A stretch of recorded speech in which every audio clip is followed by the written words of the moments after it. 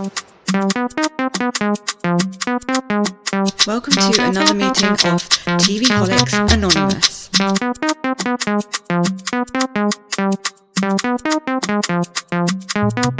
Quick, hit the follow button so you never miss an episode. You can also follow us on our socials too: Instagram, TikTok, Twitter, Blue Sky, YouTube, and give us a 5-star rating on whatever you're listening to this podcast on.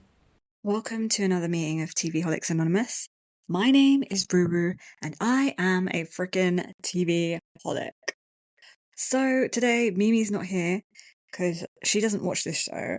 I watched it from last year, and the show I'm talking about is $1 Million Secret on Netflix. This is the second season. I'm not going to talk about the first season, although actually, let me talk a bit about the first season because the first season was quite interesting. I liked it. What I liked about this show, and I hope that they don't change this format, is that it is set in a really beautiful, like, picturesque place. And I think it's set in like I did make some notes in like this we'll talk about that later. Anyway, because I was just looking at my notes. I think it's set in Canada somewhere.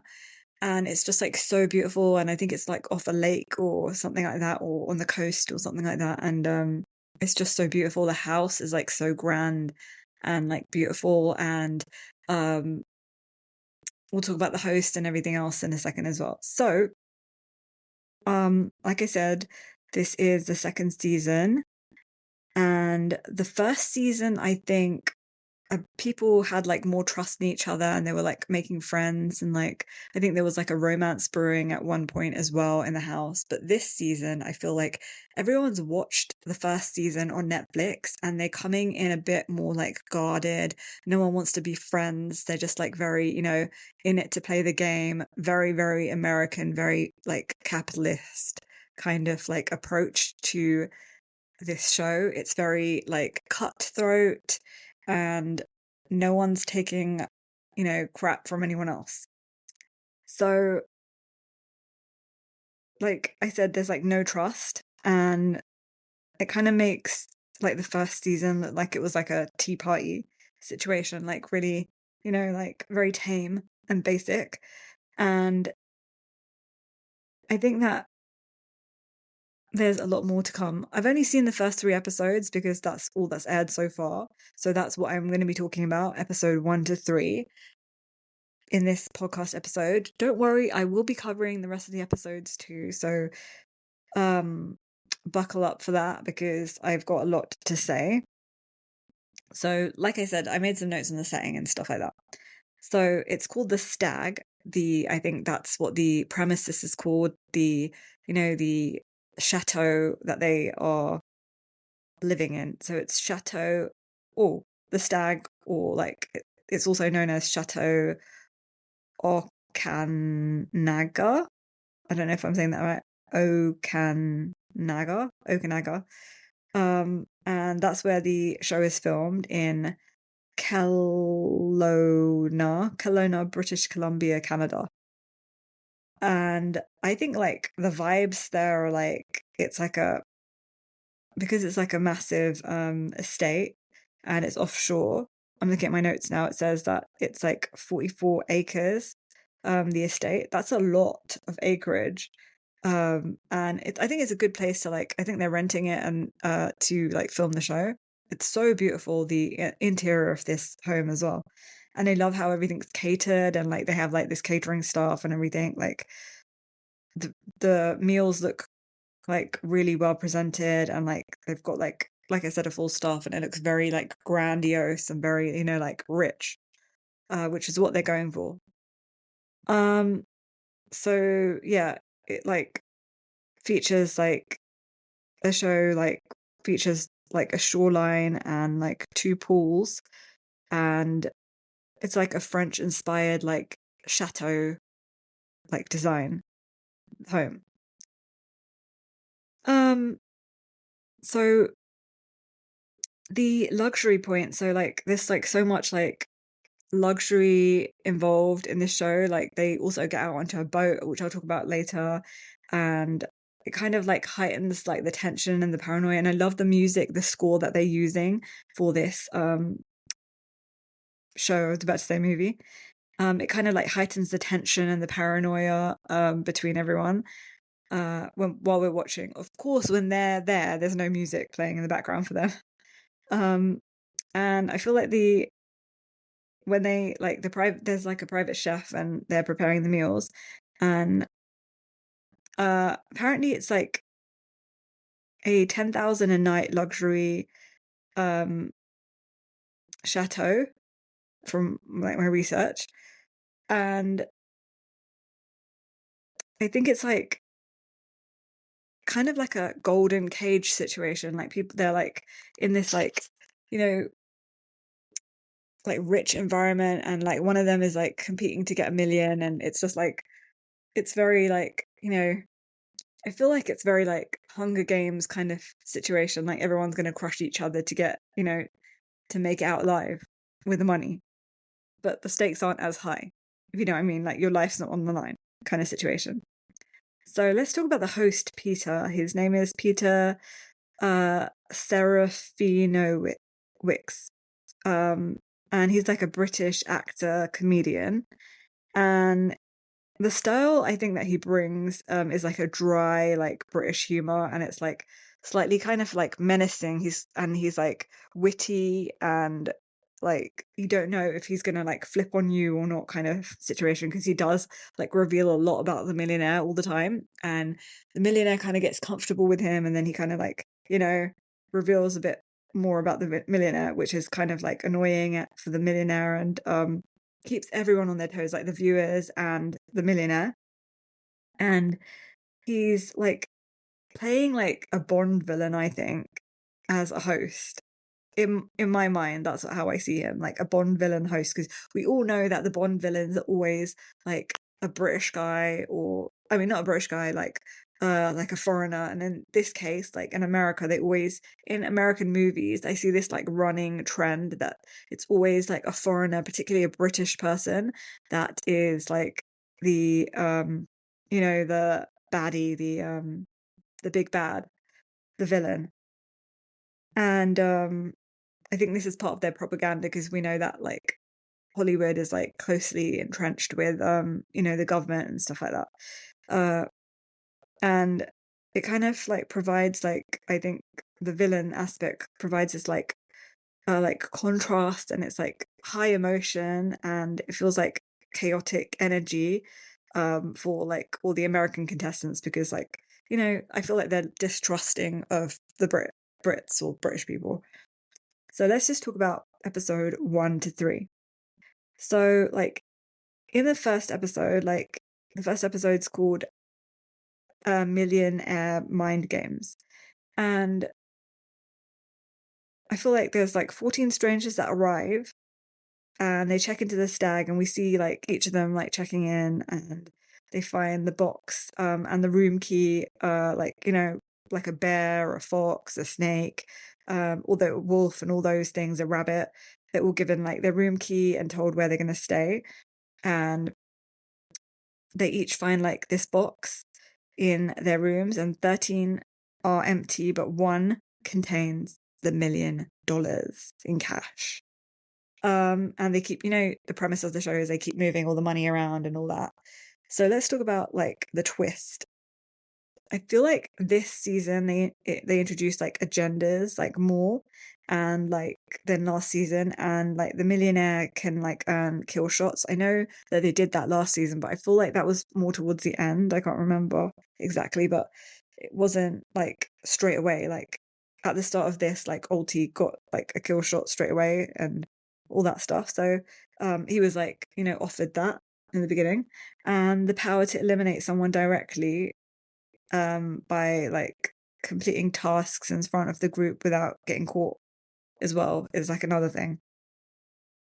And then the key drama this season becomes like, I think, the immediate focal point, and it's like Altie, and he's been tasked with a secret agenda to use the phrase no cap like multiple times in conversation. And I think that he shouldn't have picked this word because when the host Peter invited Altie in to talk about like what do you like, which word do you want to use, and you have to use one of these words like 10 times in a conversation with like people. Um, he basically picked the word that he had no idea like what it meant, and then um Peter had to tell him what it meant, and then he's like, okay, I'll just pick that. And I think that was like the stupidest move he could have made because he's like 54 years old, Altie, and he gives off like nerdy geek vibes for an older gentleman. And I don't feel like if you don't know, I feel like if you don't know the meaning of a word, why would you pick it? Like that was a foolish move on his part to pick something he didn't know the meaning of and just like hope that he wouldn't look stupid. It like Kevin, I believe his name was, the blonde guy, said, like it doesn't seem right that he's saying it because it doesn't fit like who he is. Like he's not the kind of person that would use no cap. Like it's a very young Gen Z word, and like why would he use it? Even though like he made up a good excuse that his like kids at school that he teaches like say no cap a lot, and so that's where he's picking up. And maybe he could have been using it to act cool kind of thing, but like he should have just picked like there was another word like sorry not sorry, like another phrase, sorry not sorry. I think he should have picked that because that would have been like, you know, he could have said that like not like in a he could have said that in like a basic way, like, you know what, I wish I did this, but I'm sorry I'm not sorry that I'm on this show, or sorry, I just don't feel I'm sorry, I'm just not really sorry. I'm just not sorry that I'm on the show or something like that. He could have just like, you know, made it more like he could have just used that. I would have just used that if I was him. Like no cap is like a bit too much. Um and yeah, so he used it like multiple times in the conversation and it was not subtle, and the group picks up on this, and like that he's very like proper and he speaks properly, and then, you know, then he's using a word like no cap that a much younger person would use. It's like that's why it like pinged on Kevin's radar. And then like in episode 2, there was like, unlike basically season 1, the clues this year are like much more specific, and one clue was given to the group that narrows the millionaire down to more than like half the field based on like the physical traits and background. And then that made kind of like paranoia like appear in the group. Like Natalie like became this like kind of investigator for the group, and people were like finding her like intensity kind of like annoying and like grating, and they felt like she was like, you know, accusing people falsely, which she was. I felt like she thought she was so good at this and she was so bad at it. Like she was picking the wrong person all the time. She was just like convinced that the girl that was doing cartwheels was the one who had the who was the secret millionaire, and it was not. And it was driving me nuts watching her because like she was also being really rude, like other people mentioned, like the that housewife, the 50-year-old housewife, she mentioned as well that uh like I feel like uncomfortable because she keeps cutting me off mid-sentence and like, you know, acting like what I have to say doesn't matter. So I think that, you know, that is like really disgusting and rude the way she was behaving. And then she kind of framed it at the dinner when everyone voted her off as, you know, that she, because she's an immigrant and she wants to do this for her family, and like not an immigrant, her family, she comes from a family of immigrants and she's trying to do this for her family and all that. Um, yes, I have compassion for you in that sense, but you can't also treat people like crap to get what you want. You have to, you know, be like a functioning, nice member of society.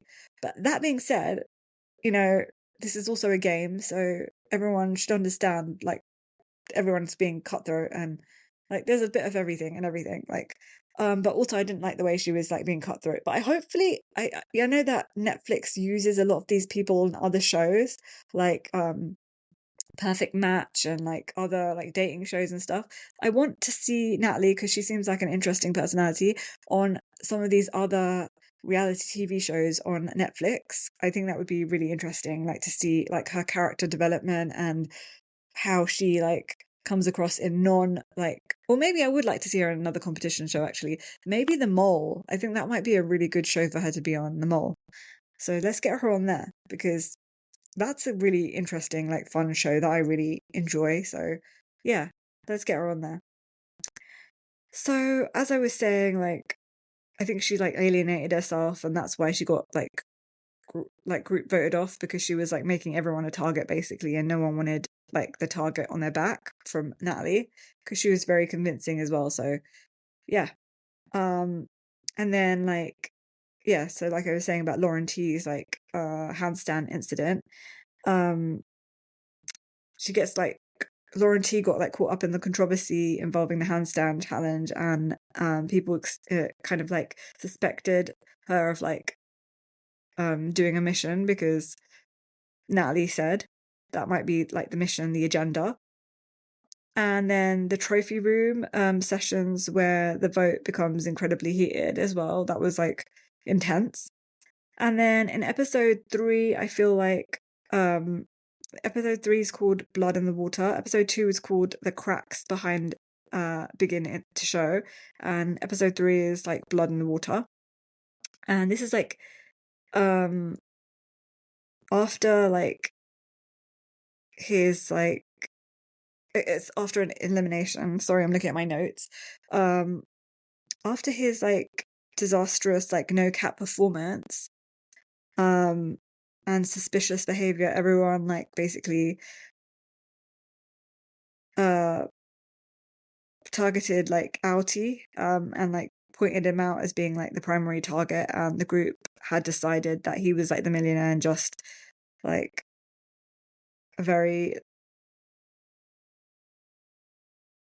wait, so basically they had to decide, the group had to decide if he was actually the millionaire or just like allowed to decoy, and then like the reveal like it kind of like happens and um the power dynamic basically shifted when the group realized that being too good at like hunting the millionaire makes you kind of like a target for like the millionaire's kill shot, and that's why everyone kind of like stepped back from like hunting the millionaire, I feel like, after.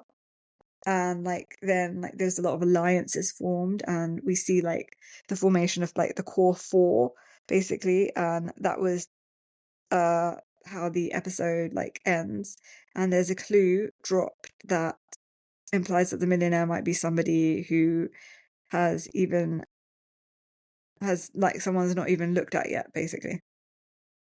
And I just want to say that behind the scenes there's like a lot of gossip as well, so there's like I'm just going to talk about the gossip and tidbits and stuff like that. So that people are like doing like traitors comparisons on social media, like calling like it like traitors on like steroids, because like traitors and like the $1 million secret actually have like life changing sums of money to like hand out to people at the end. And there's also it's also been noted in the gossip in the gossip I've heard that there's been like a cast fallout like since the first 3 episodes dropped. Some of the cast members like Sydney, who I can't remember who Sydney is, but have like hinted in interviews that the tension didn't start on screen. It didn't stay on screen. There are reports of like fractured like group chats where like several contestants like aren't speaking to each other. Also, the villain edit as well. So a lot of people say that Sydney has already gone on record saying that she isn't like a villain and just like mischievous, but fans are already like divided. Again, I can't remember who Sydney is, but I'm just gonna go through like the cast and like talk about them as well. So like I don't know who Sydney is, but is that Sydney? Who's Sydney? No, that's Casey. Kat. There's Kevin. There's Lauren. There's Lauren T. There's Melissa. There's Natalie. There is Nick. there's Tarek, there's Yumiko. Am I getting confused with last season, like Sydney, or everything is a bit confusing right now. Anyway, so yeah.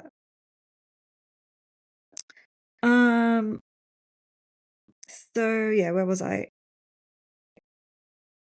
Yeah, so also production secrets. To keep the secret, the production crew reportedly uses like dummy boxes during the arrival sequence. So even the camera operators don't know who has the money until like the big reveal for the crew later that night. And then it's better, I feel like, in my opinion, it's better to be the hunter than the hunted in episode 2. And we saw this like being like right can have you like sent home. That's what I think basically. And then the no cap thing, basically Altie was the worst like secret agent, I feel like. Also, the other guy, what's his name? Ah, the other guy who got the who became the millionaire in Caesar, what's his name? Oh God. Oh, Kaleb, yeah. He was really bad at being the millionaire as well because he, I think, was very like, he's like, I just want to complete this mission so I can get rid of the uh get rid of the millionaire box, basically the $1 million, and pass it on to someone else. Because that was what he was, told that he could have if he could do if he got, completed his agenda. So he had to follow around, I believe, like Kevin, or who was the other guy? Kevin, or yeah, Kevin. He had to follow around Kevin, and so Kevin's not the blonde guy. Who's the blonde guy? Let's get back to that guy. Sorry, I'm looking at these pictures and trying to go through. Nick is a really like, I feel like Nick is like someone who observes really well because that's how he found out about Altie, and he just observes and like sees what's like out of place. So he's very clever. Um, Natalie thought she was very clever. She's not. She's just annoying and she thinks she knows everything. And those kind of people always think that they're right and everyone else is wrong. And then Kevin. So Kevin, Kaleb had to follow around Kevin and stay with him for an hour, I think, something like that, or 40 minutes. And he could have done that in a better way. He could have been like, look, I need to talk to you, and he could have like slowed things down and made up a story and been like, I think that like everyone should go around in groups of 2 and question people so no one can say that anyone made anything up or something like that. But I feel like he did feel a lot of pressure and he just thought, let me just get this done. Doesn't matter if everyone knows that I'm the secret millionaire, and I'll deal with that at the table after I finish my agenda. So, at the table, at the dining table when they eat. I think that's what he thought he'd do because like maybe I can like weasel my way out of that. I think this season compared to last season is more intense. And this season is very like cutthroat, and it feels like it's very, very hard to be the millionaire this season. Whereas last season, it only got hard being the millionaire at towards the like middle, in the beginning, when there was like a lot of people, when there was like the full group of people and only like one person was leaving every episode, every voting. It was very easy to fly under the radar for that lady who was like the millionaire in the beginning for a long time. So I feel like everyone learnt from that. Like it's and just was very suspicious from the get-go, because last year it was kind of like a trial run. Like no one had experienced this show. It was a new game show, and like no one knew what to expect. And this season everyone's like studied up on it and knows what to expect and knows exactly what they're doing, and it's very like intense. That being said, I feel like who would be really good as like the millionaire is probably like Nick because he's clever, but also um everyone has a tell. Like you can see the stress on people's faces. Like I think someone who's just acting dumb could probably pull it off. Like, but you have to act dumb throughout the whole entire show from the start. I think that would be the best, you know, way to play this game. Act dumb and always have like they should concoct a story about their lives from the start. Um, and make it up and talk about it, continuously to themselves, and so they can kind of like come across very like natural about it because when people are lying, they've got so many tells and you can just tell and they have to, because things are revealed about the millionaire, you have to constantly like lie about stuff about yourself because you don't want things to be revealed about you because then people can guess who you are. So, like, firstly, I think it's good if they concoct a backstory and practice that for a few months before coming on the show. Secondly, I think that they should be playing dumb because playing dumb, it gives people like people think, oh, like naively they'll think that, oh, this person is like not capable of much. So they won't really like question that person and be like, of course that person's not capable of like, lying or like doing this or doing that. And this is their baseline. If they see your baseline as like, you know, a thicko, then they're not really gonna question your intentions.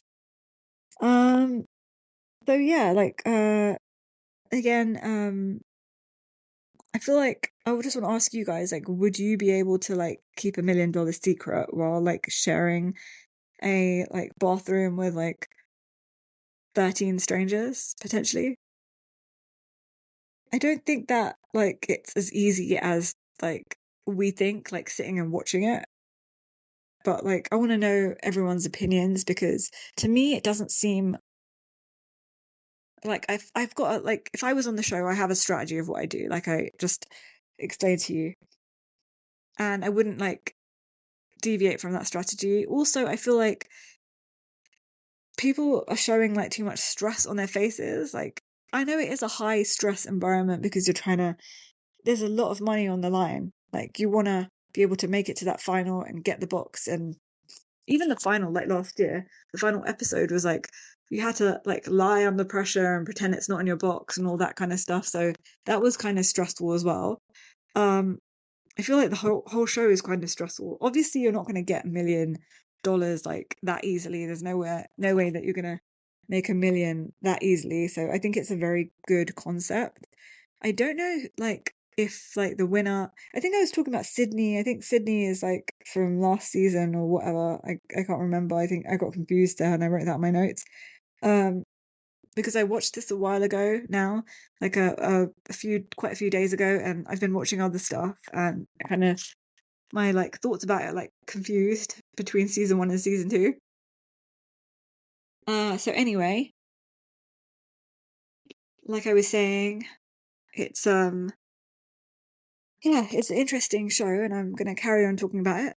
The next episodes, I think they're gonna drop another 3 or 4 episodes pretty soon. So this was just episode 1 to 3. I do feel like it's best if they pick someone who's already like a liar or like really like if they pick a younger person, I think to do this, like to be the millionaire, like maybe someone like Kevin or Nick or even who's that other guy? Who is that other guy? Hunter as well. Uh I think that would be more interesting because I think younger people are like just like inherently better at lying because they kind of like do it a lot. So yeah, that's just my thoughts. How old is Nick? Nick. Let me just take a look at his age. He's 24. So yeah, I think he would be like better at lying. Um, and is who's got voted off? Let's see. So far, so Altie, they got rid of him because he was too obvious. And then I would have liked to see him like longer on the show. I think they should have like given it to someone else. Um, he got voted off, and then Kaleb nearly got voted off, but luckily he stayed. And then I think Kat played a good game because she was like, I'm going to help the millionaire because I want to like keep knowing that he's the millionaire and then like get rid of him later when it's like beneficial for me and I can steal the money off him. But it didn't work out for her, and then she was like all upset and pissed about it. Kevin's still here. Lauren G is still here, but Lauren T, she was voted off. And then there's Melissa, she's still there. Natalie was also voted off because she got too big for her boots. Nick is still there. Tarek, oh yeah, I thought that was really sad because it felt like he was sick and he just had to go through his illness, like be sick and everything, and then get just like voted off the show for like no reason. I don't know why Kaleb picked him. Like that was a dumb move. He should have taken out someone who is more vocal, and Tarek would be a great person for Kaleb to keep there because Tarek missed everything, so he had no idea what was going on really. He didn't have a chance to like question people or anything like that. So yeah, that he could have used his like brain a bit better. Also, I feel like the millionaires have no idea like what other people are thinking about them. They're very clueless. Like I think it's because they're older. So I know that Kaleb, he's in his 50s. And Altie was in his 50s as well. So oh no, Kaleb is 44. Oh my god. That's a hard 44. And then Altie was 54. So yeah, I think that yeah, it was a bit difficult for these people because like they're older and there's like younger people, and younger people are like obviously more suspicious and like more, they're more like on it kind of thing. So they'll sniff out like a liar, and I felt like they should have just given it to the younger people, or like in the beginning, like the millionaire, like the $1 million. Anyway, like I want to know everyone else's thoughts. Like, who do you think is going to win this season? I feel like Kevin could win this season. Not Kevin. I keep calling him Kevin, the blonde guy. Not Nick. Yeah, I think no. Yeah, I think Nick could win the season, and I also no Hunter could win the season, and Nick could win the season. He's the blonde guy, I think. Yeah, the blonde guy is Nick. Yeah, one of those guys could win the season. Also think Kat did pretty well as well, so she could potentially win. Um, yeah, but I'm thinking between Hunter, Nick, and Kevin. Yeah, Hunter, Nick, and Kevin, because they're like quite proactive. I thought Tarek could do quite good before he got sick, and Yumiko, I feel like she's like in the running as well. Like she tried to lie about her sister. That didn't go very well because she's not very good at lying. So actually, you know what? I take that back. I think it's definitely between Nick, Hunter, and Kevin. Maybe like some of the older women as well. But we haven't really seen much of their personalities bloom in the first 3 episodes. So I don't know. I think like there's Lauren G. She might be good. Kat potentially, but like she backed the wrong horse because she didn't. She got upset because like she was crying because Kaleb tricked her because he got rid of the money, and then Casey as well. But Casey also was like not like she wasn't very perceptive. Who else? Who else? Who else? Oh, Daisy as well. I think she's too emotional for the show because like she's taking too many things to heart. Like when that girl, what's her name, Natalie was cutting her off. But she stood up for herself, which was really good as well. So I have conflicting feelings about all this, but my prediction so far is that Nick, Kevin, or Hunter are probably going to win, and maybe one of the women as well. But we haven't seen their personalities yet. Like I said, like Melissa or anyone. Like I haven't. Melissa was funny as well because Melissa was like when Kaleb accused her of like being the millionaire or like telling her to like do that secret agenda or what, or to like follow um follow Kevin, like he kind of blamed her. Then she was like, I'm fuming. Can't you see? I'm so mad. And she had like, it was like a monotone voice. She said that. And also, like, she had no emotions like coming out of her, like, mouth, face, anything, body. Like, she was just stoic.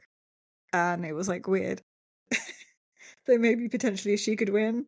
She's 61. Who knows? But yeah, right now, because we've only seen like the younger males, like, personalities shine through, really, I think I'd pick one of them so far. Not sure. And also, like, when they did that, diving down under the water and they had to describe what they saw when they got the golf ball. That was interesting how no one was good at like picking up on people's tells when they're lying. That was interesting. It's just basically about like this show, I think, is about being like a human lie detector. And if you're good at, finding people's tells, and I think that poker players would do really, really well on this show because obviously they have a good poker face and they're good at lying, and also they're good at like reading people and finding people's tells. So I think, yeah, if you're a poker player, I would definitely advise you to, apply for this show because I think you'd do really, really well. Anyway, hopefully I will be back really soon with the next few episodes. I know they're going to drop pretty soon, and I don't know when I'm going to drop this episode actually because we've got other things lined up. But I think I'll try and drop it before the other episodes go up of this like $1 Million Secret show.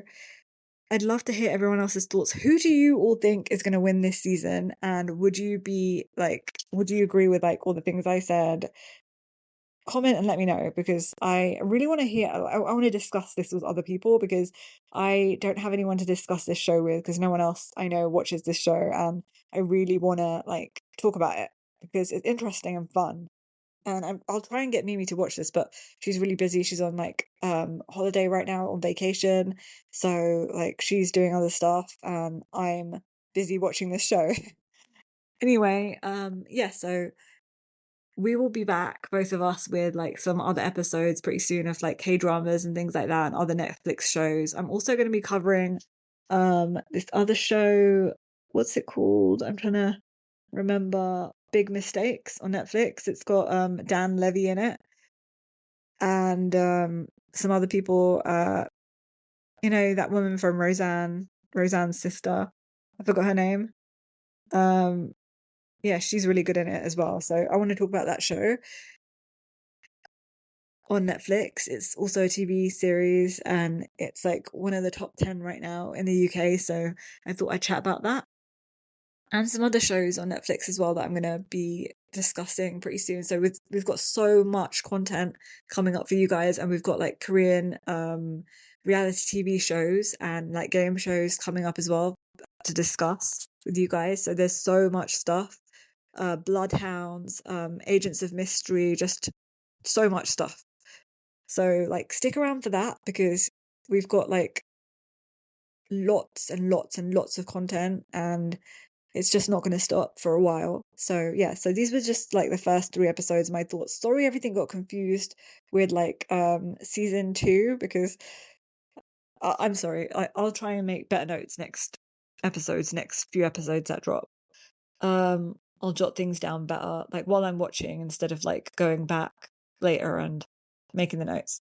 Because obviously I've seen 2 different seasons and everything's getting confusing. Yeah, so see you guys soon. Bye.